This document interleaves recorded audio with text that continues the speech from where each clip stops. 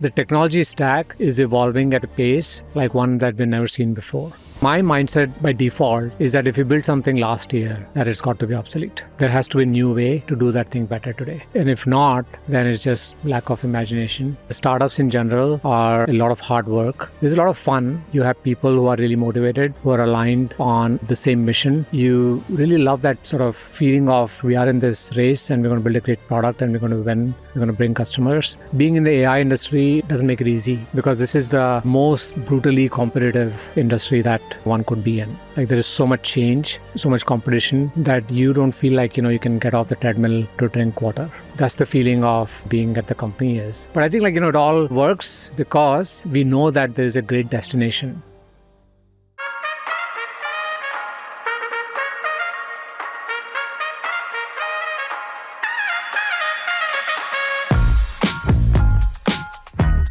Welcome to Grit. I'm Joubin, partner at Kleiner Perkins, a show where we go beyond the highlight reel and explore the personal and professional challenges of building history-making companies. Today on the show, we have Arvind Jain, founder and CEO of Glean, the enterprise assistant and workplace search platform. Glean was actually started in the Kleiner Perkins basement. This is Arvind's second time on the show. It is incredible to see the progress that this business has made in just a few short years. A fascinating business to study and watch. Enjoy the episode. One of the things that has transpired over the last, 6 months or whatever, is I'm incubating a company here that I'm the CEO and one of the co-founders of. Oh, okay. Oh, cool. Congrats. And thanks. And then we're growing. Yeah. We're growing. And so I pinged Michael. Yeah. And I was like, hey, do you have space for 8 or 10 people in the Glean office? Yeah. He's like, let me get back to you. Yeah. And then he was like, no space. And I was like, damn it. We have it. I was like, no. Well, the office looks pretty empty to me. Okay. Yeah. We should. It's okay. They're still looking? What's that? Yeah. Okay. I'll tell him. Are you going to take the downstairs? The first floor. We don't have plans, but you should come. That'll be cool to hang out. Wouldn't it be fun? Yeah, totally. I will tell him. Is there space? Or My is this your... My feeling is that there is space. I don't think it's fully occupied. My feeling is that he may have said no because of legal people. Okay. There's once you have legal people, everything changes. Yeah. So you're a big company now. Yeah. So that's probably, my guess is that is the, that's probably what must have happened there. Okay. Well, if you think there is, I didn't want to bug you with it, but it would be fun. Hey, and maybe, get some new startup energy into Glean. Yeah. Yeah. It's nice. I like it. Yeah. And I think it'll make things easy for you. We have all the regular stuff like lunch and everything taken care of. You don't have to manage all this. You can even get them to just put you into the day-to-day system for all the other employee needs, right? So I will tell him, I don't know whether the legal will, or I guess they will tell whether they have space or not. Yeah. And whether legal will allow, or do they need to sort of create a wall or something? Yeah. Market it. Yeah. Okay. But what's the company about? To make a long story short, pricing models have gone crazy. So for example, you all are thinking about doing a consumption-based SKU, okay? And even before you did consumption, you were doing all of these complex deals, early renewals, expansions, multi-year, more SKUs. The underlying software that these, your team probably came back to you and is like, Arvind, it's actually really hard to do a consumption-based SKU. Yeah. And a lot of the reason why is because the software that these things were built on is not designed for a world where pricing models are so complex.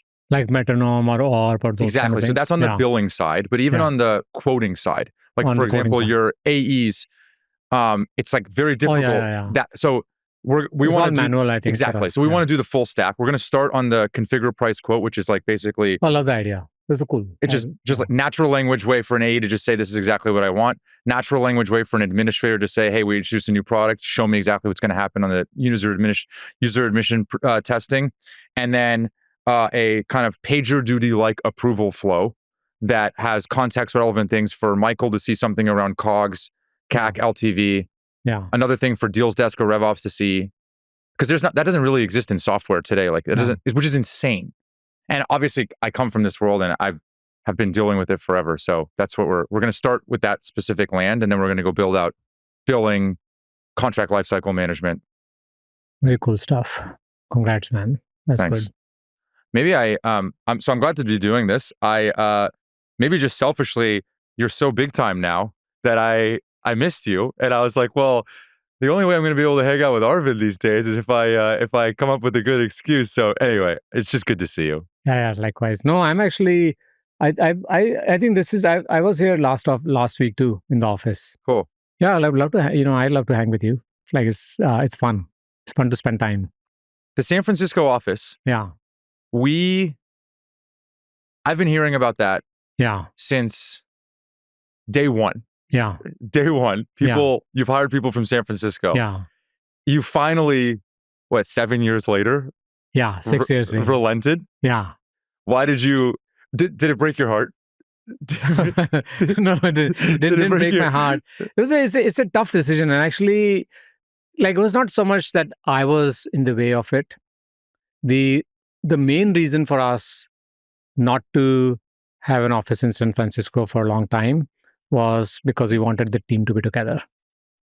And it was not like so much like, yes, I of course like the team to be together too, but our R&D team, our technical leaders, managers, even the ones who are living in San Francisco didn't like the idea of that, like people are going to be in two different offices.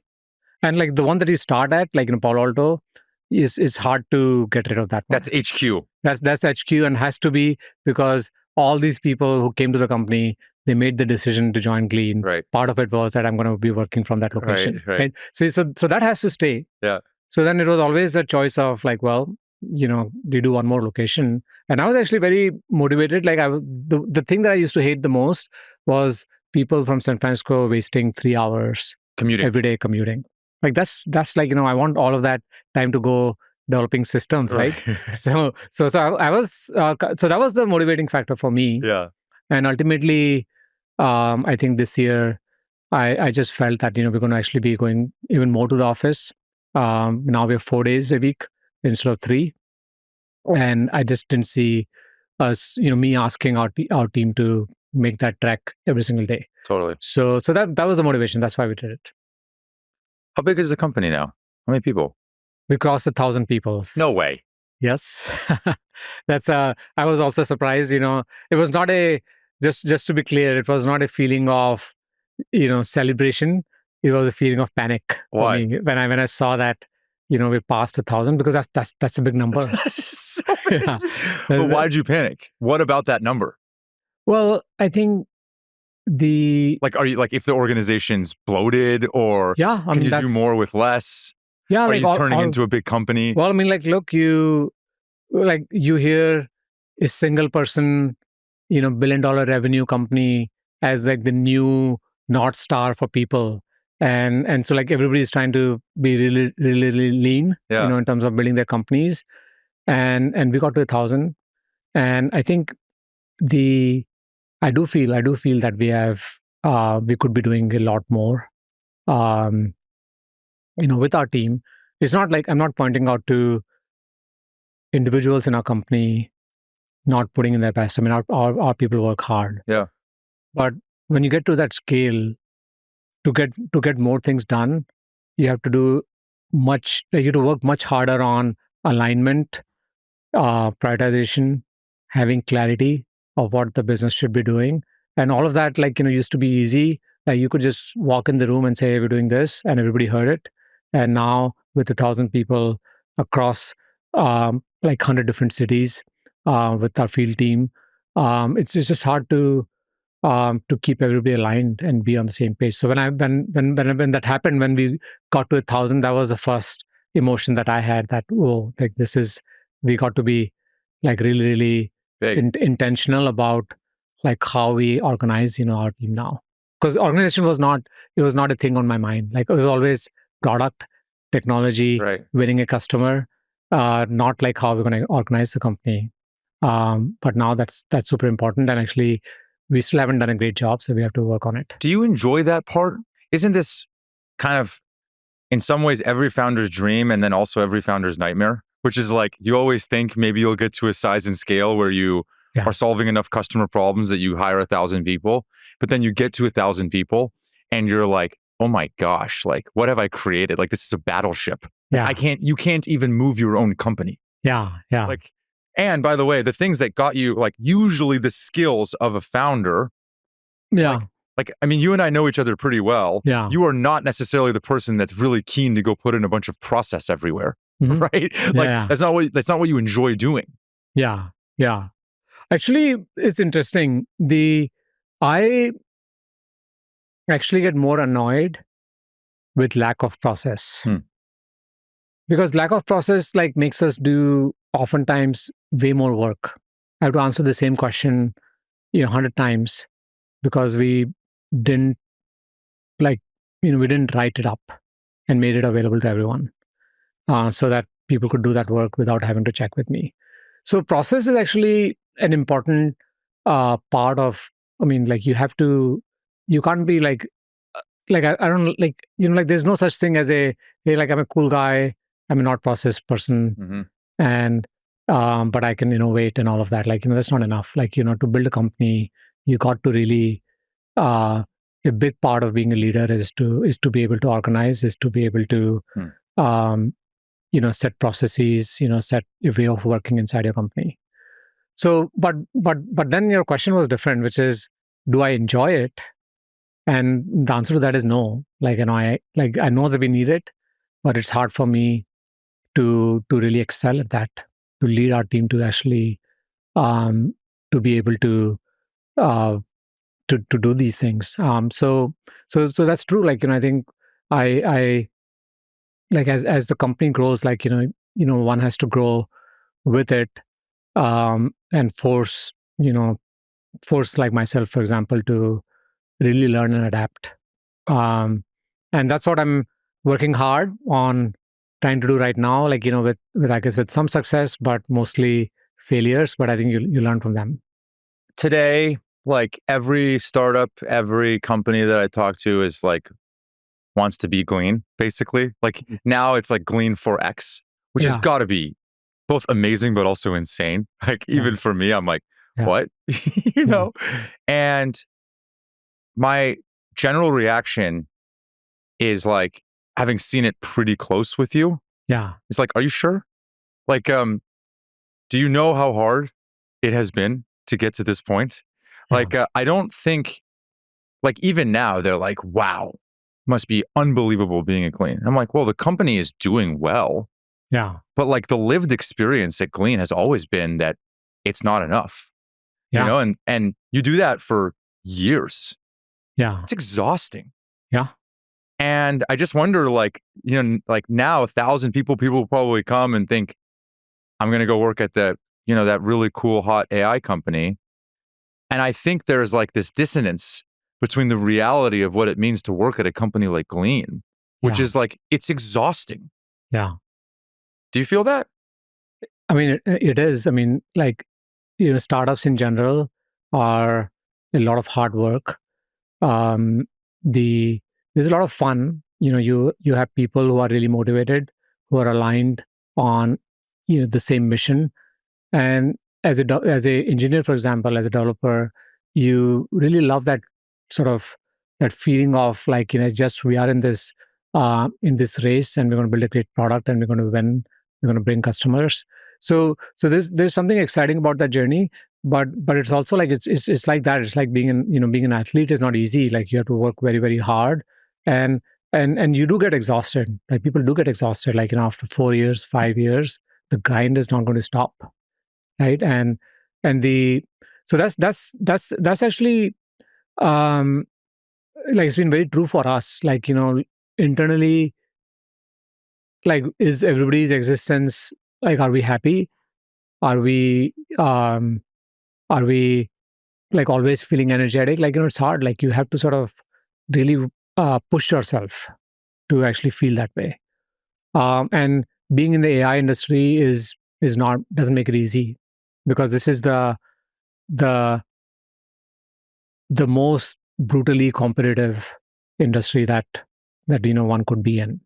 Like there is so much change, so much competition, that you don't feel like you can get off the treadmill, to drink water.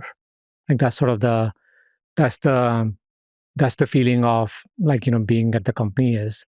But I think like it all works because the we know that there is a great destination, and we're making a big impact on that journey, um, and so that motivates us, that keeps us all together.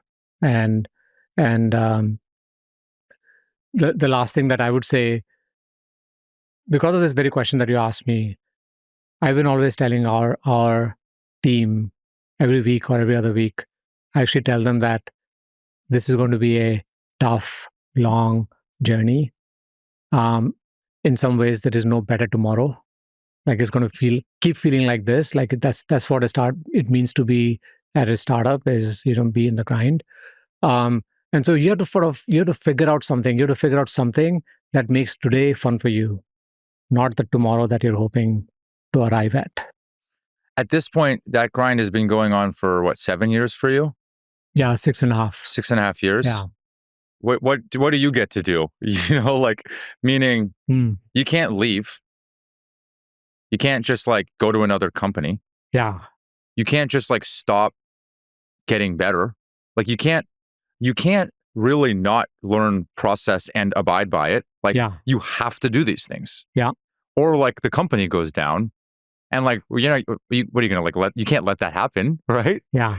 So I don't know, like Rubrik went public, you started Rubrik, like you've made plenty of money. Yeah. Like every day you wake up and you're like, I don't know, you got to like get ready to go do it again and again and again for 6.5 years. And there's no like end in sight. Yeah. I don't know. Like, does that treadmill get exhausting for you? It does.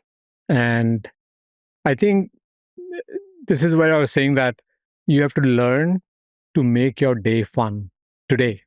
I'm not waiting for that tomorrow where there's going to be a great outcome, with Glean, and we'll succeed and suddenly we'll stabilize into a business that just works and it's easy for everyone. Actually, this like never happens to any business. Like it doesn't matter like how big you are, you can go public. The complexity of a business and the greater the responsibility you take at a company is going to be exhausting. It's going to be a never stopping sort of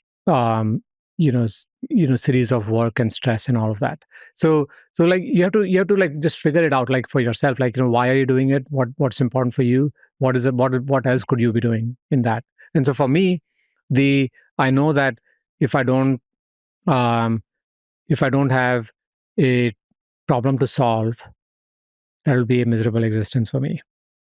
I don't have hobbies, to go travel the world, or like I will be really lost if I didn't have something to build. I have to have something to build. You think so?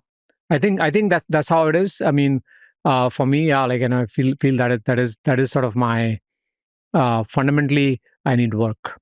Like every moment of when I'm awake, I need to be doing something.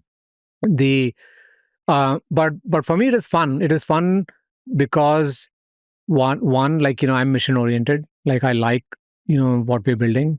I know we're adding value. I know we're changing how people work and making them more productive and making their work more fun, achieving things for them. I also really enjoy just spending time with my team. So sometimes, like, and I will maybe not go into the details of it, but some conversations totally sap energy out of me and some fully energize me. And so I have to sort of make sure that my day is planned so that I'm getting a little bit of both. Like I need to get both the dosage for both of those. Yeah. Do you feel like you don't have a bunch of co-founders that are helping you right now? Like you have an executive team and company started with folks, but like it's your company. There's no way around it. Does that burden weigh heavy on you? Like this company is whatever worth, last valuation is like 8 billion or whatever. And it doesn't seem like it's slowing down anytime soon. Glean continues to accelerate growth. And you're getting attacked from all sides. OpenAI wants to be Glean. Yeah. Flexity wants to be Glean. everybody like wants to try and build a product like Glean, Yeah. and you have some really like hard decisions, and have Yeah. had for a long time. Yeah. There is no precedent for being Glean. Mm-hmm. I'm not sure who you, even if you had other people in the company, I'm not really sure you can go to them with those decisions. There's no right answer. Yeah. Does that weigh on you, or not really? I mean, like it is hard to run a company. I don't know like how much of that is like running Glean is extraordinarily hard compared to others. It's probably the same. I would say like every company will have some different challenges. Like for us, the like while we have a lot of competition that is coming up, but also we had a phase where we had no competition for many years. Um, in those days, our problem was that we had to really evangelize and convince people that that a product like Glean is going to actually help them, help their employees. Now we have no convincing that is needed. Not just us, but 15 other large software companies are educating the rest of the market that you have to invest in a tool like Glean. So we have a lot of demand, but we have to compete, and we have to convince customers now of a different thing, which is that we're better. And I think we are able to do that because we have more experience than anybody else in this product, in this domain. We've been at this problem the longest. So I think like in some ways what I'm saying is that like opportunities, like the opportunity keeps increasing for us, the challenges keep increasing for us too, and it is tough and it is hard, but I have a great team. We have people like who've been there from the company from day one, like my co-founders, my core part of my founding team, our executives, and we are all here to make success, and I think we will, because we're focused. We are this area of search and enterprise AI platform. We are more focused than anybody else on that, and so we feel pretty good about our chances to keep succeeding. How insane is it that like the ground shifts underneath you? You're Yeah. right. Like for years, Yeah. we were the only game in town. Yeah. And there was a goal. Every day you chip away at that goal. Yeah. Their LLMs didn't exist in the current instantiation at that point. Yeah. It was connecting your applications and then giving you visibility across everything in your enterprise. Yeah. Easy to explain, easy to understand. Yeah. The applications were all relatively consistent. Yeah. Employees, you turn it on, they love it. Yeah. Nobody else was trying to do what we were doing. Yeah. Now, OpenAI is trying to do it. Yeah. And like new models are coming up. People are now trying to build agentic related things on Glean. Now you have like, you're now competing with like 100 other like vertical agents. Yeah. That rate of change has to be insane. Like you're really like one of the premier AI companies. And the tax of that is that your rate of change is like higher than anything ever. Yeah. Like there's a lot of pressure on all the teams, in the company. Think about our R&D organization. There is always this sort of challenge, when you think about building a new feature, a new component, that, well, should we do it or not? Would the LLMs just get smart enough to do these things on their own? And so we do live in this world right now with AI, where the technology is moving so fast. And it's sort of like you can't even think of that, hey, like you're building a technology moat, you're building things in a certain way, which is going to give you a lot of strength over time, because things change so fast, so quickly. In fact, I think whatever you think of moat is probably a liability in some ways, because you have to evolve, you have to move fast, change your product, change your technology to adapt to the new sort of foundation, as you mentioned. So we like it is hard. We are, but I think we have a good team. Our engineers are capable of working in this shifting foundation environment, and And so far so good. Like, I think people do love, the Glean product. They constantly, I was just, like before this, I was in a call with the largest PE firm, one of the largest PE firms in the world. And they made that same, comment that like this is search, um, and an AI platform is a priority for us. We went with the large players and it didn't work for us.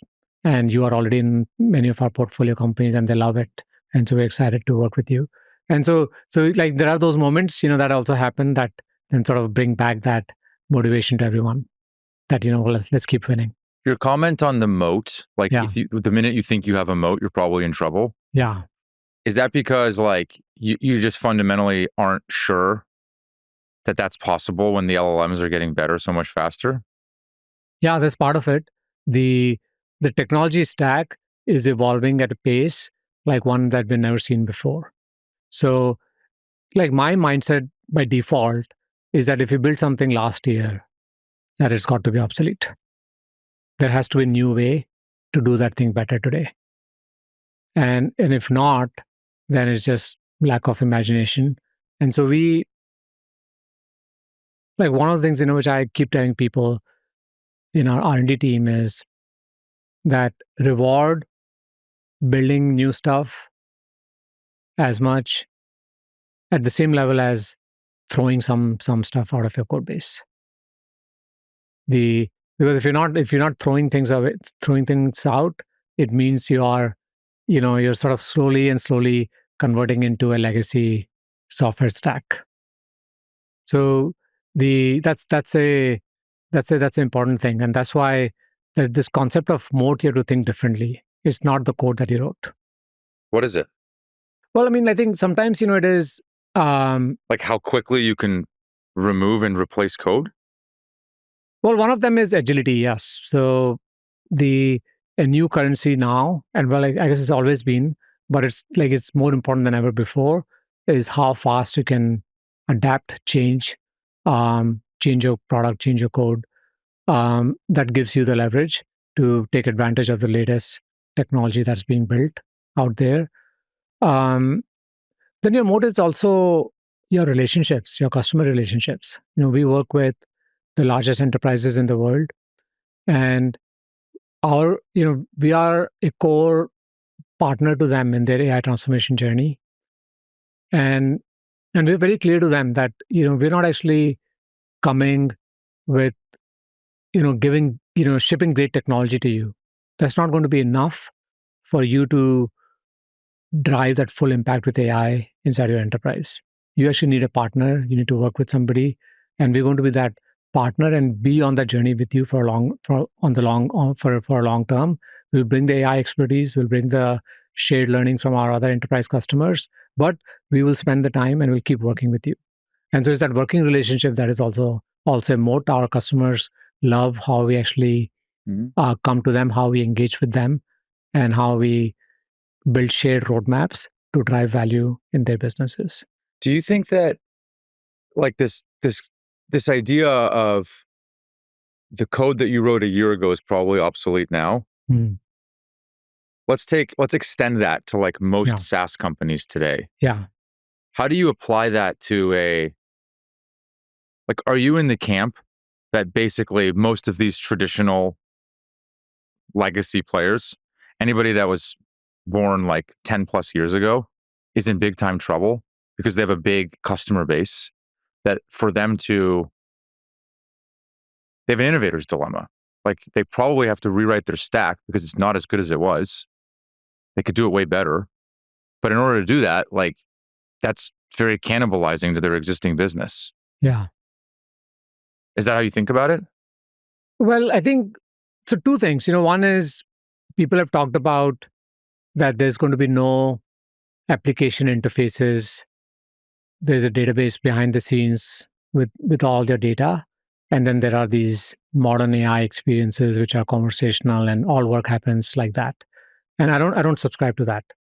I feel like there's going to be a lot of different product interfaces, different products that are going to continue. Enterprises will have probably more products rather than fewer, even in the future. So I don't think like, if you are a SaaS product, like that suddenly you become worthless, that you're not important. Um, but that doesn't mean that you don't have a challenge. If you're a SaaS company, you have to, you cannot stay static. You have to really go and innovate, update your product capabilities, build like a lot of like, native AI features within it, which sort of like meets the bar of what's the new expectation that users are going to be having. But but the but I think I do feel like there will be we will continue to have like amazing vertical solutions to different business problems that SaaS companies are going to be providing. It's just that they have to innovate. They have to uh, take advantage of all the great capabilities of AI in their new product experiences. And I don't know if it is actually necessarily cannibalizing. Um, the I think you can add sort of like AI can be additive to you, like in terms of what you deliver to your customers today. Do you think that like seeing what you're seeing, and being like probably one of the technologists that I most admire, do you think the music is going to stop anytime soon? Like, do you think that we're going to keep seeing this thing? It's getting hot. Things are getting hot right now in the valley. Yeah. Do you think it's going to keep getting hot? Like from what you see in the technology? Yeah. Well, I think like on the talk of like AI bubble or not, or valuations. I'm no expert, so I can't actually really. Yeah, not even Yeah. valuations. Like the models getting better at the same rate. Yeah. I think models, yeah, I think technology will keep getting better. In fact, I think it's sort of, amazing that like that same core technology, like we continue to scale it, make it work on more and more data, um, and with larger and larger systems. And there hasn't been a fundamental sort of new technology that has come as an alternate way to sort of build these models. And that's also that's also going to come. Like, that's the human innovation, spirit. Like, we will see a lot. So I have no doubts that the that AI capabilities are just going to go increase more and more over the next few years. But even more important is this concept of how much are we even leveraging what AI can do today? And I would say that we've not even used 1% of current capabilities of these models. Not even 1%. Like, today the way the models are is that you do need to do a good amount of work on top of them to truly um, build products or solve problems, that like that generate business value. Um, so so I think like I see like I can imagine a world, like imagine that like there's no innovation in AI models. Let's say they stay static where they are today. Even then, you can expect that in the next 5 years you will have massive growth in AI powered products across all industry verticals. Like we'll get from that 1% of the current capabilities that we're using, we'll get from 1 to 10 to 20%. So that's, we have to remember that. Like I think we sort of sometimes get carried away by, will the model, core base model improvements, will they slow down or not? Like it's not relevant in many ways to most business problems today. Do you have a frame of how you play? Like in some cases, these model providers are both your best friend and your competitors. Yeah. Right? Like, Yeah. and by the way, like I preferred the world when there was no competitors, not when Yeah. you're competing against these people. Yeah. Yeah. Like these are not, Yeah. this is not Joe Schmo competitor Oh yeah. We're the world's best companies, coming in this. trying to do Glean. Yeah, I mean, like, it's one of the things, that they want to do. I mean, obviously, all of those companies are much bigger than us.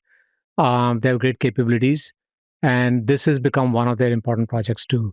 So It's a delicate dance, isn't it? Yeah, it's two things. So I would say two things. We are close partners to these, with all these model companies. We collaborate technology, on a technical front we'll tell them, for example, what are the areas where the models don't do a good job. And so we have really good collaboration that way. We're, of course, their customers too. Like, we drive a lot of usage and a lot of revenue to them. And this concept of co-optation is sort of so pervasive now, because I think every company today is increasing the surface area of their products. Everybody's trying to do more because AI is actually allowing them to do more things. So overlaps are also increasing. And but I feel like it's a bit of a temporary phenomena, and I think everybody will find their swim lanes again. And like the way our company is built, for example, I feel like we should be fully complementary to all the model providers. We solve different types of problems, and like there was a time when we were training models too. When we still train some small ones, and my feeling, my guess is that we'll stop doing some of that work. The model companies will stop doing some of the work. Why? Because ultimately you realize that you cannot do all the things. You have to focus, you have to go deep to compete. You have to get really, really good at some, at certain things. And if you're trying to be everything to everyone, then you just cannot compete with somebody who's focused on a smaller problem and going deep into that. It must be an interesting moment in time for you, seeing like what, let's just say, OpenAI is doing, they're so ambitious as a company. Yeah. Now, that might not pay off, to your point, like they might narrow their ambition again. Yeah. But I wonder if it makes you ask, like, are we doing enough if they're so ambitious? It's a weird thing because you're like, wait, but we got to keep doing our thing the best. But boy, it's impressive that they're so ambitious. I didn't even mean to say that they will reduce their ambitions or narrow it down, but I think like they will probably, like over time, like any company, you make a lot of bets and then you start to consolidate your bets. And you start to go deeper into the areas that are the most important to you. And so that was the comment that I was making. So I think that will happen. In terms of whether we are doing enough, I feel like, internally, so we listen to our employees, and our employees actually have the reverse complaint, which is that we're also trying to do too many things. Like, we're a horizontal AI platform. We connect with all the different systems. We can come and build agents for your HR teams, for your IT teams, sales, customer success. And so the problem is, I think, the reverse for us, which is like, are we trying to bite too much? Yeah. And we're sorting it out. Like, one of our strategies is to be that horizontal player that and have like deep partnerships with all other vertical product companies. Yeah. And like, how do we sort of, for example, like our goal is to make sure that, if you're using a CRM product, if you're using some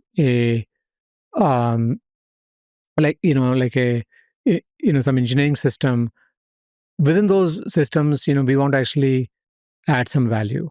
Like, we want to actually build a platform that provides, the deepest, the broadest enterprise context to AI within those each individual systems. So that is sort of like, what we are thinking about in terms of our strategy. And so that we don't have to solve all the problems. We don't have to actually build the best products for every function, for every department, for every vertical. But instead, we become this platform that powers, those experiences. So we do a little bit of work in that. We provide value, but we keep our focus on being a platform.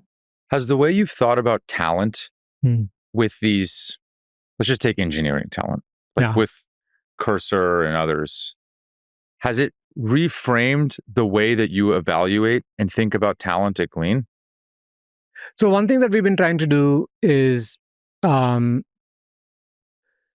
we are testing these days for AI fluency for all roles. And the goal for AI fluency is not that are you an AI expert? Like, we're not expecting anyone to be that. We're trying to see, like, are you inquisitive? Are you like, this revolution is happening in front of us, and how much interest have you taken into it? How much curiosity it generated in your mind. So we want to actually see what have you done with AI, how have you used it, and so that's part of um, like a change in our interview process is to look for that. Like, is somebody going to be AI forward or not? Going to be is somebody going to have that mindset of like, I want to do things differently now, not the same way that I've done before?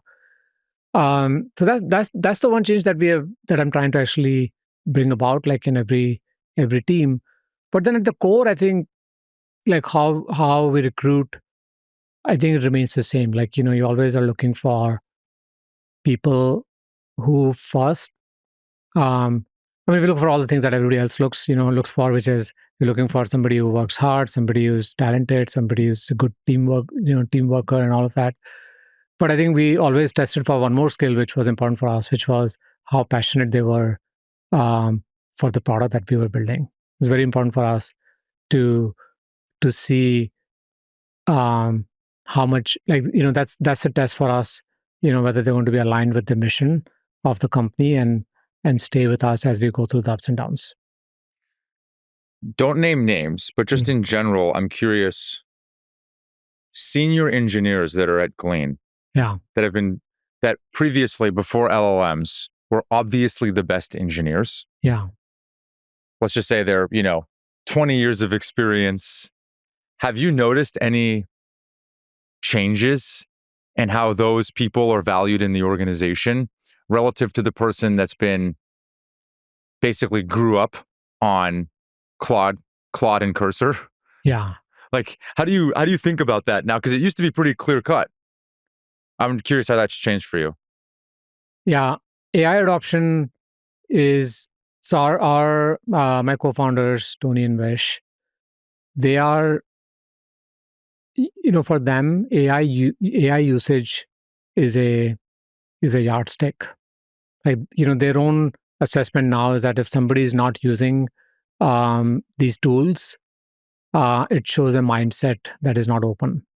And so they really value everybody taking more and more advantage of these AI tools. The patterns that we see, if you look at the younger folks, people just coming in and their first job is at Glean, they're going to be a power user of AI because, like, I guess luckily they don't really know how to do their work yet, so they don't know what is the traditional way of doing it. So they sort of rely on AI to sort of help them, right? So that is actually great. Like, the young generation, they're going to be automatically become AI first. And then in our experience team, we saw this. We saw the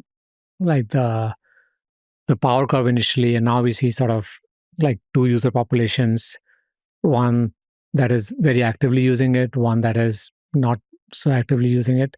And we're trying to understand. Actually, we're not seeing that much of a difference in productivity between those two sets. Some really good engineers, they haven't adopted AI that much. But they're still productive because remember that AI has become like helpful in terms of writing new lines of code. But a lot of work that the most senior engineers do is not writing new lines of code. It's about debugging, diagnosing, troubleshooting issues. It's about thinking and designing components. And so even like, not using these code gen tools that much, like they're still able to be our best people. Arvind, earlier you mentioned about like process and writing, how writing is important to you. Yeah. You and I have been in many of interviews where the candidate will ask me, what's it like with Arvind? Yeah. How does he work? Yeah. And I will always tell them that before you talk to him, put something down in writing so that he can collect his thoughts and understand and observe how you think. And how you talk is not enough for him to see how you think. Like, he actually needs to see it written, both because it helps him understand your process, your thought process better, and it's a way for him to digest his own thoughts and come back with clear questions Yeah. Is that a fair characterization? That's actually I'm surprised that that deeply, like what I need in some I mean, sense. we've been at this for Yeah, 6 years together. I guess that's true. So I think there are two parts to it. One is my own limitations. I need to be able to read. Like I likely have attention deficit disorder, whatever it is, but I cannot process a lot of information. Mhm. If I have to listen. I have to read. So that's sort of like one reason why I prefer things that way. Like for people to write for me, but it's also important for everyone. I think writing is the best way to really activate deep thinking. Um, for everyone. I don't think it's a thing for me. And I learned this, like I've some of the best people in the industry, even when I was at Google, I would hear people talk about it, that like the to truly communicate effectively, to actually make strategic decisions, unless if you're going to actually take a pen and paper and write down your thoughts, you're going to be missing things. You're going to be all over the place. You won't have a coherent way of communicating. So I think this is a skill that everybody needs to develop, and this is where you got to really think about what is the role of AI. Is AI going to sort of, like, given that now AI writes most of the things, like is that skill going to go away or not? I have some thoughts, but anyway, but but you're right. Like I for me, that is important to see things in a written form. What are your thoughts there? For AI, Yeah. I think AI can give you a good start, and it sort of gets you past that initial hump, whether you call it the writer's block, or whether you call it not having enough energy or Yeah. time to put thoughts together. So AI can be a very helpful companion in terms of, you can say that, like, look, like on any, like I do this actually myself now. Uh, I will sort of give some rough, um, unorganized thoughts to AI and say that, hey, put that in some sort of a structure for me, and I get some artifact, and then I start to work on it, and now start to go deep into sort of providing my thought to it. So I feel like there is that world where people will learn how to use this technology the right way, not a way which sort of creates this what's called work slop, Mm. Where you produce like copious amounts of information through AI, but then you're not the reader. You're just letting some, pushing that out to other people to go and read. That is sort of one like bad thing that's happening with AI these days, which we need to stop.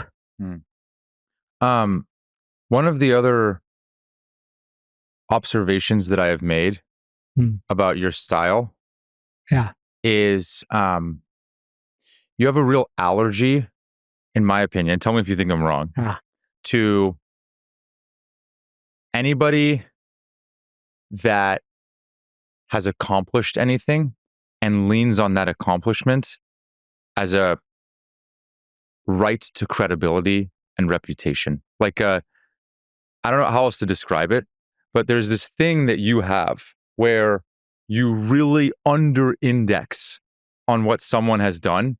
In fact, I find in many cases, it's a knock, because your concern is like, well, if you've been so successful, why are you going to come to Glean and grind here? And working hard is such a core value for you. I don't know. Maybe tell me if you think I'm wrong. I mean, I don't think I will take somebody's accomplishments to sort of start to think negatively about them. But it is true. Like, I think hunger is a big driver for people to produce best work, and you have to be careful. Like, for somebody who's super accomplished, they may, like, I do feel like that they may be less tolerant of like what they will have to go through at the company, because they don't need to. They don't need to, and they'll question more that, like, do I really need to be doing all this? Do I really need to grind so much? So that is something that is, of course, something I think about. Um, the other thing is today, a lot of that experience, if that sort of becomes, the right way for you, it has to be done that way because you've done it once and not twice, and it has always worked for you in the past. That way, that may not actually be the right thing for a company like us because I think the world is changing. Organizations are changing. How any given function is built has to change. The ratios of like, do you need, one solution engineer for one account executive or whatever that those things are, like none of that traditional um, those metrics or those processes in some ways are all directly applicable anymore. Like you have to have the mindset to do things differently because a lot of work that you would need humans for before can be done by AI.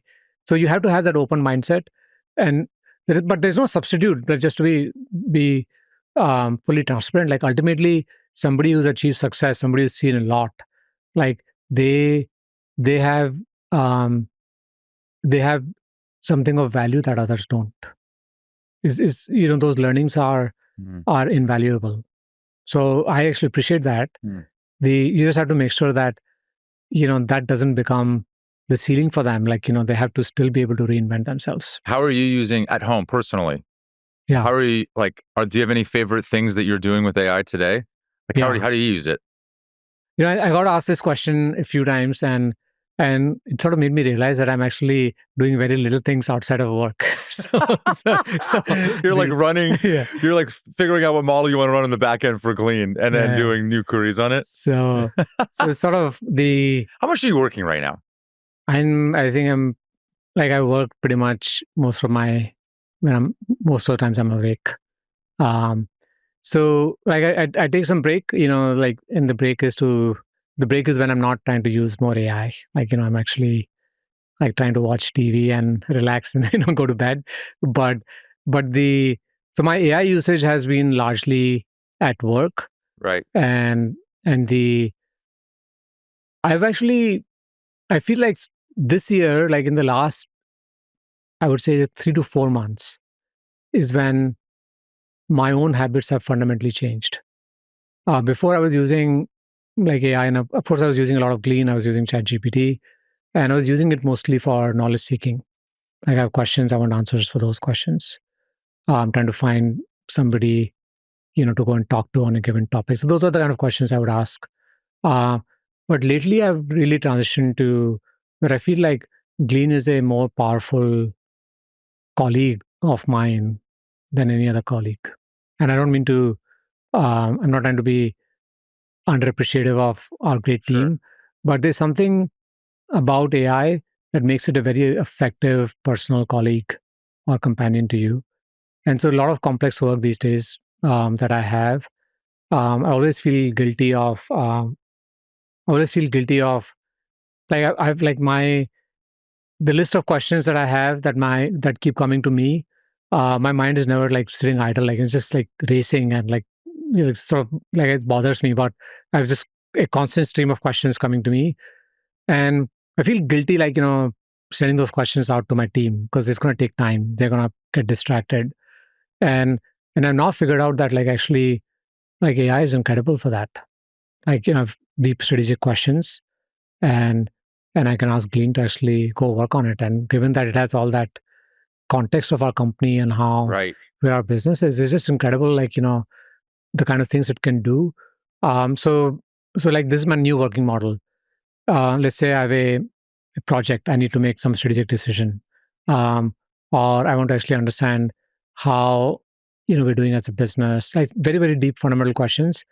I will first start and ask Glean to do deep research and give me a report that is 2 pages long that contains enough information for me to build a point of view. And once I've done that, that is when I start to actually engage with the rest of my team.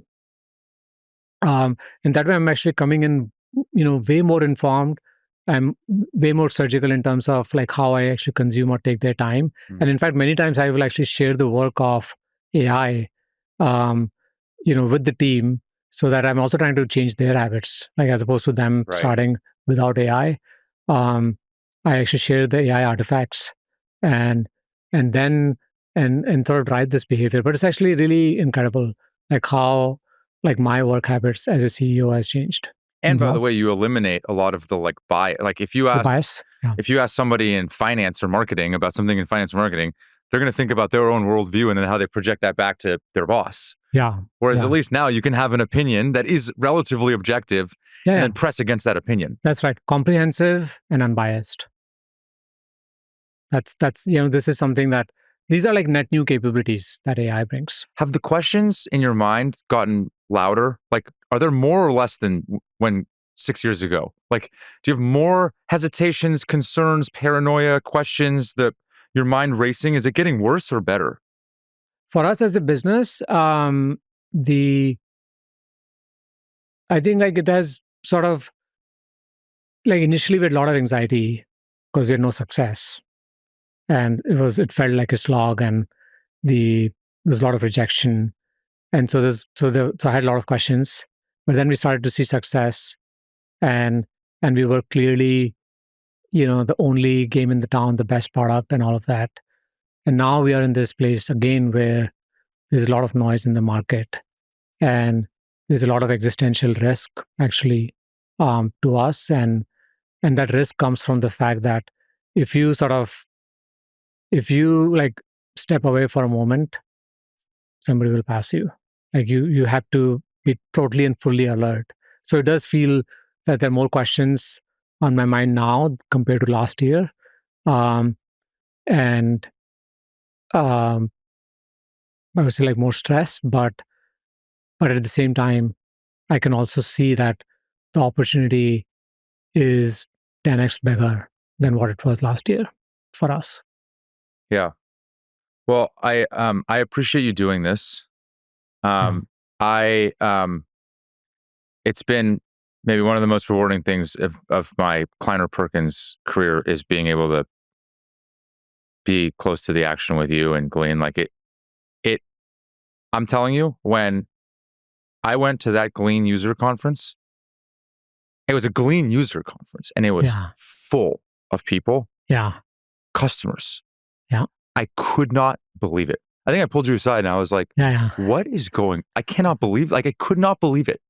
Yeah. It's amazing. It's been a great journey, and it's been a great conversation as well. Thanks, Arvind. Good to see you. Are you hiring? Are there any roles you're hiring for? We are, across the board. We're hiring engineers, a lot of salespeople, leaders also, actually quite a few across. Like for example, we're looking for a leader to run our federal program. So all the postings are online on our website. But definitely, like a lot of the companies are going to grow. We're likely going to double again this year. Wait till you see the 2,000 number ahead of you. That's going to be daunting too. Yeah. Thanks, man. I appreciate you. Awesome. Thank you. That's it for now. If you liked the episode, please leave us a review or go back into the archives where we've done more than 200 episodes with some fantastic folks. This podcast is a Kleiner Perkins production, and I'm Joubin. Thanks for listening.